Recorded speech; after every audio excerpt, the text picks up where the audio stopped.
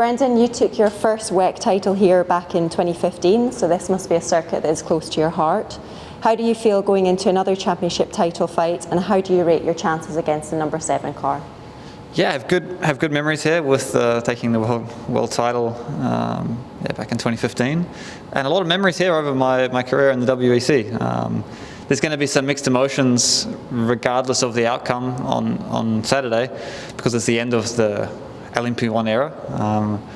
I have really nice memories fighting Toyota and now being part of the Toyota race team, and it's sad that these incredible cars are going to be put away, but it's also exciting about the new hypercar era. In terms of our chances, I think it's a bit boring to talk about success handicap, but we have a success handicap between the two cars this weekend with no other competition, which is a bit of a complicated story, but that's how it is. So I think for us to actually beat the other car and take the championship, we would have to do something really special, or we would require the other car to have a mistake or a problem, which is not really nice to talk about. With such a deficit on lap time, I think all we can do is do our best race and try and put them under a bit of pressure if possible, but in theory there's more than half a second lap time between the cars.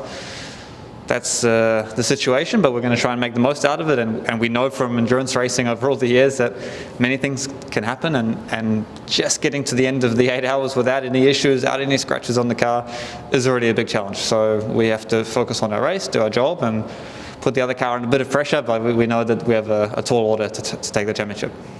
You've already touched on the fact that this is the last race for LMP1. You've got loads of experience driving LMP1 machinery over the years. Can you tell us a little bit about what makes those cars just so special? I mean, the speed is one. They're some of the fastest cars I've ever driven, and I've been lucky enough to drive in Formula 1 as well, but I can tell you that the pleasure I get from driving a four-wheel drive hybrid monster that I would call these LMP1 cars is really something special. I think the technology, the efficiency, the amount of fuel we use per lap compared to the lap times we do is something I think that's not spoken about enough, but it's something really amazing. And all the controls we have at our fingertips, all the things we're doing to manage energy, manage the traffic, it's a real pleasure when you get the most out of these cars. On top of that, they're light, they have huge downforce. So we're going to miss them a bit.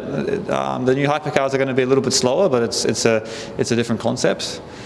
I'm not sure if I sold it very well, but no, I have really nice memories of both in Porsche and here at Toyota. Particularly in the past, we had some amazing races with these different technologies, different manufacturers, and it's coming to an end, and we're all going to miss it. As I said before, we're excited about the future as well.